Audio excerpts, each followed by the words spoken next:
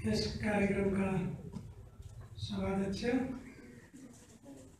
हात्तीमालु साहित्य सङ्गम काठमाडौँका अध्यक्ष सुनिल अधिकारीज्यू, आजका प्रमुख अतिथि नेपाल उपनिवेश सङ्घका माननीय कुलपति गङ्गाप्रसाद उपाध्यायज्यू, विशेष अतिथि नेपाल उपनिवेश सङ्घका लोकवार्ता तथा बाल साहित्य विभागका प्रमुख डाक्टर देवेन्द्र सरज्यू, नेपाली गजल क्षेत्रका विशिष्ट व्यक्तित्व आधुनिक नेपाली गजलका प्रणेता ज्ञानबहादुर भोलेज्यू, आजको यस कार्यक्रममा समीक्षकका रूपमा उपस्थित हुनुभएका साहित्यकार समीक्षक डाक्टर रेणु सोलीज्यू, रेणुका सोलीज्यू, वरिष्ठ कवि जीवन धमलाज्यू र यो कृतिका सर्जक पुष्पा धमलाज्यू र यहाँ उपस्थित हुनुभएका आदरणीय सबै व्यक्तित्वहरू,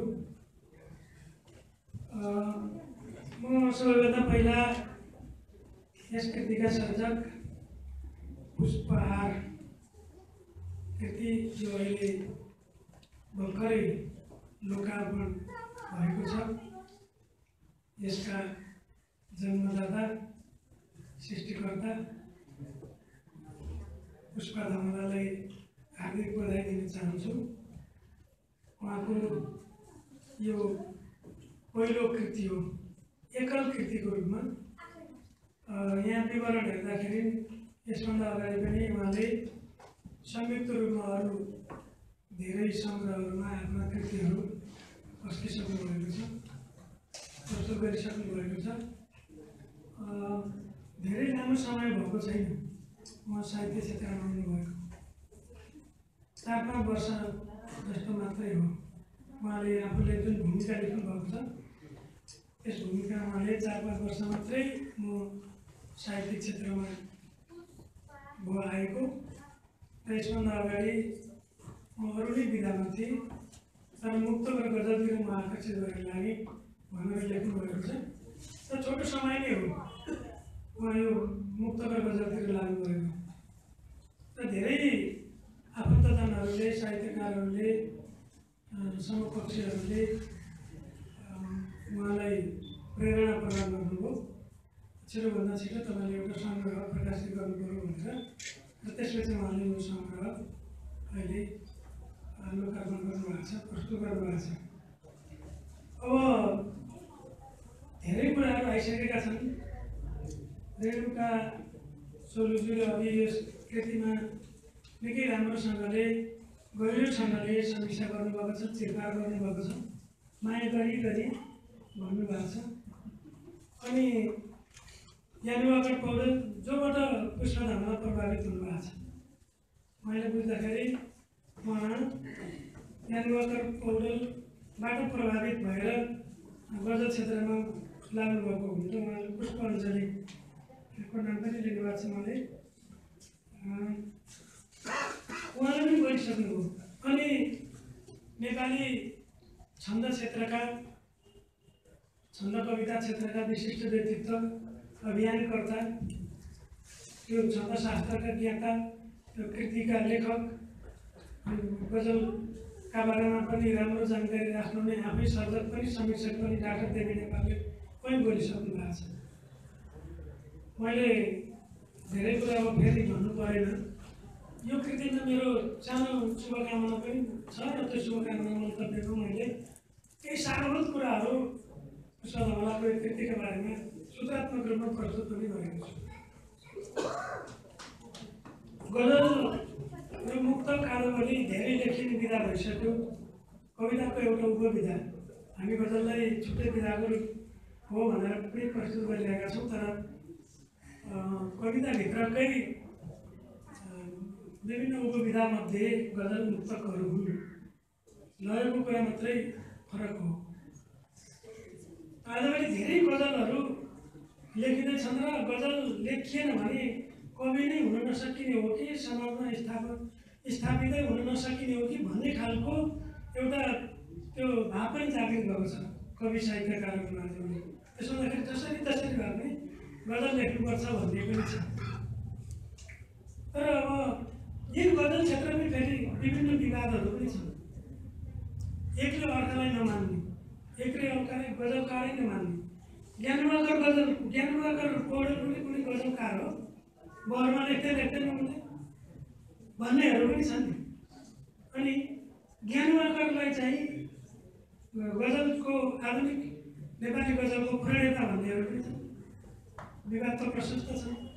ती विवादहरू प्रशस्त छन्, त्यस कारणले हामीले यो नेपाल प्रज्ञा प्रतिष्ठानले यसभन्दा अगाडि गजलका क्षेत्रमा सानोतिनो कार्यक्रमहरू त गरि नै रहेको थियौँ, तर अलिक ठुलै कार्यक्रम गऱ्यौँ।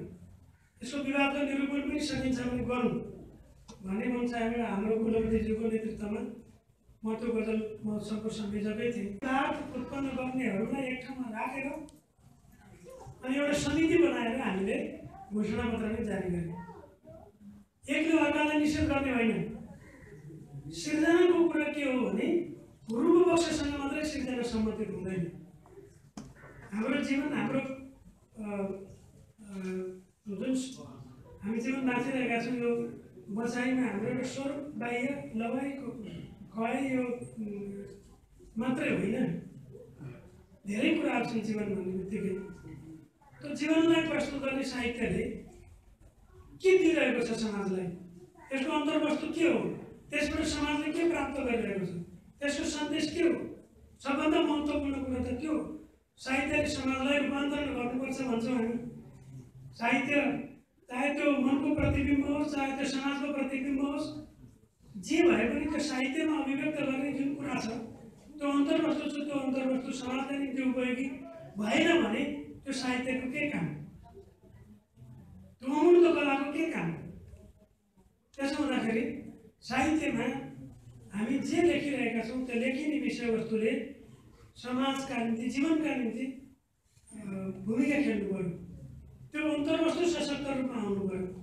लय मिलाउनका निम्ति मात्रै शब्दहरू कलिकुती लिएर आउने अनि त्यस लय मिलाइदिएर यो मैले छन्द मिलाएँ, यहाँ चाहिँ यो बहर भयो, बहरको यो चाहिँ लयमा मैले लेखेँ भनेर मात्रै हुँदैन। त्यसो हुँदाखेरि त्यो साहित्य कविताभित्र या गजलभित्र हामी जे भन्छौँ त्यसभित्रको अन्तर्वस्तुलाई प्रस्तुत गर्दाखेरि अब चाहिने जुन रूपपक्ष हो त्यो रूपपक्ष सशक्त हुनुभयो। अन्तर्वस्तु पनि राम्रो छ अनि रूपपक्ष पनि राम्रो छ, त्यो दुइटैको सन्तुलन छ भने त्यो राम्रो साहित्य हो, उत्कृष्ट साहित्य हो। त्यसो हुँदाखेरि त्यो उत्कृष्ट साहित्य सिर्जना गर्नका निम्ति हामीले प्रयत्न गर्ने हो।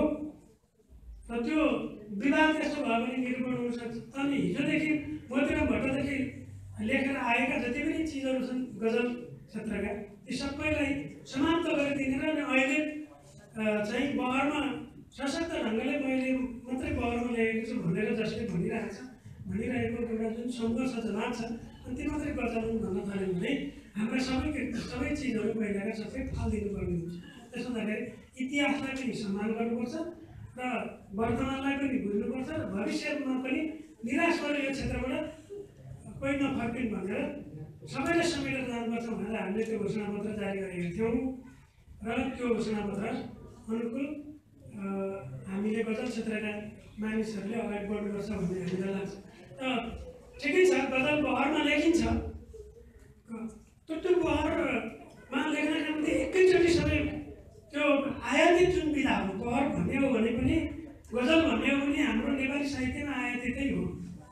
त्यो चाहिँ अरबीबाट, फारसीबाट, उर्दूबाट हामीले लिएर आएका हौँ।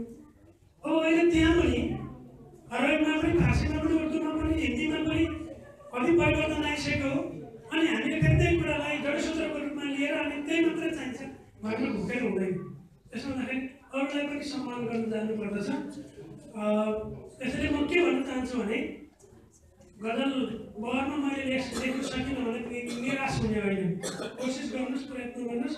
प्रयत्न गर्दै गर्दै जाँदाखेरि त्यो बहरको लयमा, बहरमा लेख्ने जे लय चाहिँ सूत्रहरू छन् त्यहाँसम्म पनि हामी पुग्न सक्छौँ। र त्यो प्रयत्न गर्ने हो त्यहाँसम्म जानका निम्ति। अब पुष्प धमलाले जुन यो पुष्पहार गजल सङ्ग्रह अहिले प्रस्तुत गर्नुभएको छ। यसमा अघि रेणुका सरले पनि भन्नुभयो, देवी नेपालले पनि भन्नुभयो, विविध विषयका गजलहरू छन्। 85वटा गजलहरू यसमा, हरेक गजल एउटा पानामा छ, 5वटा शेरको।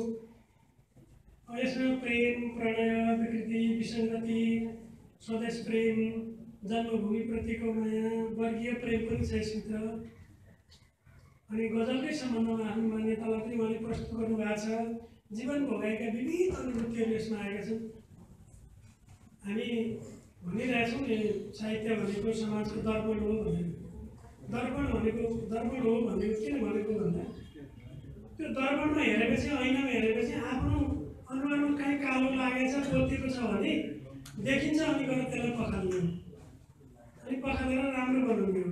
त्यसो हुँदाखेरि यो साहित्यमा पनि समाज देखिन्छ, समाज देखिसकेपछि अनि त्यो त्यहाँ भएका कुरूप पक्षहरूलाई, नराम्रो पक्षहरूलाई, विकृति विसङ्गतिहरूलाई हटाउने हो, त्यो समाजलाई स्वरूप बनाउने हो, सुन्दर बनाउने हो।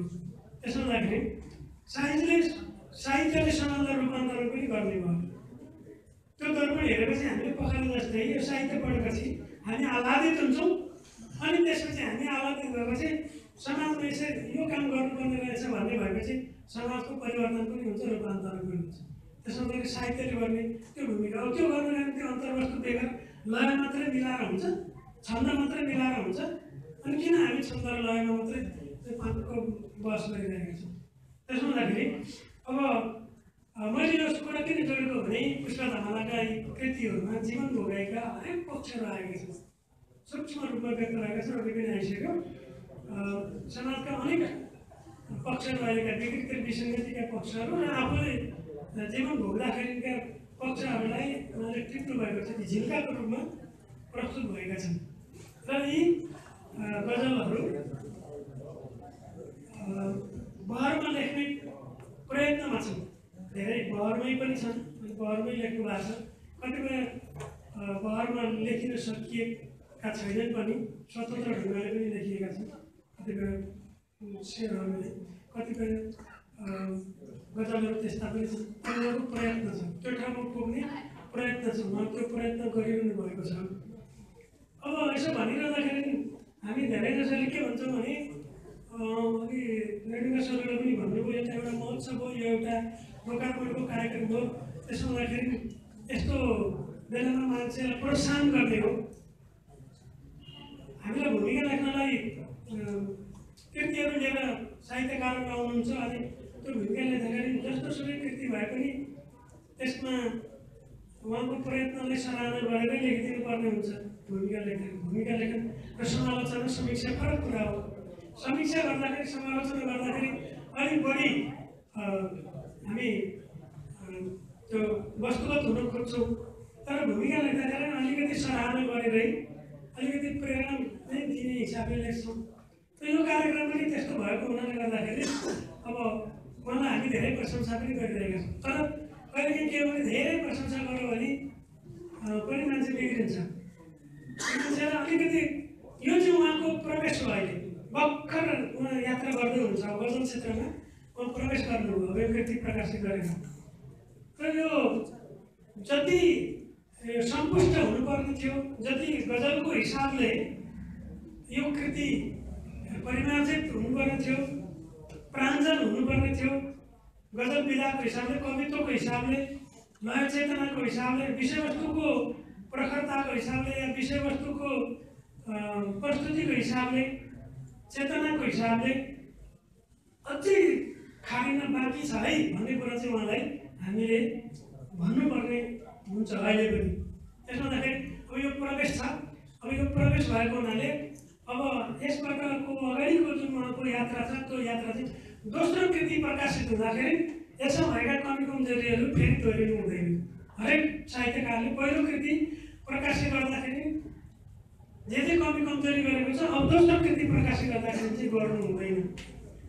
त्यसका निम्ति चाहिँ म उहाँलाई अहिले शुभकामना दिन चाहन्छु। त्यसको अर्थ के हो भने, उहाँको यो कृति चाहिँ एकदम कमजोर छ भनेको होइन मैले, तर यसलाई अझै प्राञ्जल बनाउने ठाउँहरू छन्, अझै परिष्कृत गर्ने ठाउँहरू छन्।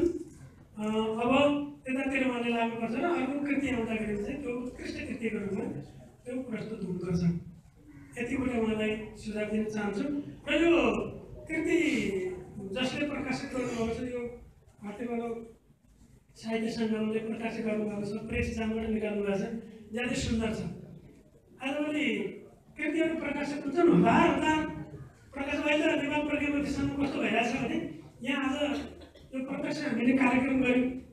यसमा त अगाडि भर्खरै नेपाल प्रज्ञा प्रतिष्ठानले यो हलहरू दिनु सुरु गरेको, लकडाउन सुरु भएको छ, तर हामीले दिएका थिएनौँ। त्यसपछि यो दूरी कायम गर्नुपर्छ भनेर यति धेरै आफ्नो हिसाबले कार्यक्रम गर्नु हुँदैन, सरकारले पनि मनाइ गरेको थियो, हामीले पनि नदिएको। तर अहिले हामीले अब यो सुरुवात गरेका छौँ, कार्यक्रमहरू सुरु गरेका छौँ।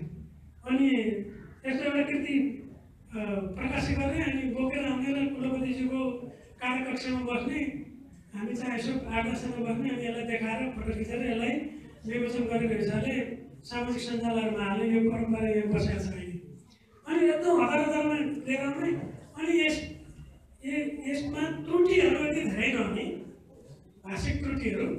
अघि रेणुका सोलले भन्नुभयो नि भाषाको एउटा कुरा, त्यो भिर चाहिँ दीर्घ हुने कि रस्म नै हुने। त्यो त भिर पहिला दीर्घ लेखिन्थ्यो, त्यसले सबैलाई दीर्घ त्यो दीर्घ लेख्नुपर्छ भनेर भनेको कसैले, तर भिर शब्द दीर्घ हुनुपर्ने कुनै कारणै छैन। रस्व शब्द तपाईँले रस्व गर्नुभयो ठिक गर्नु। हामी आगन्तुक शब्दहरू जति सबै सुरु र माध्यममा सबै रस्व गर्छौँ, त्यसका अन्त्यमा दीर्घ गर्ने केही नियमहरू छन् होइन। त्यसो हुँदाखेरि वर्ण विन्यासको दृष्टिकोणले पनि हतार हतार गरेर वास्ता नगर्दैकन निकालेका कृतिहरू धेरै छन् र भाषामाथि ठुलो अन्याय भइरहेको छ। त्यसमा तर यो कृति तपाईँले अहिले पछि तपाईँको हातमा पर्छ होला, तर यहाँ हेर्नुभयो भने यहाँ वर्ण विन्यासको दृष्टिकोणले त्रुटिहरू छैन।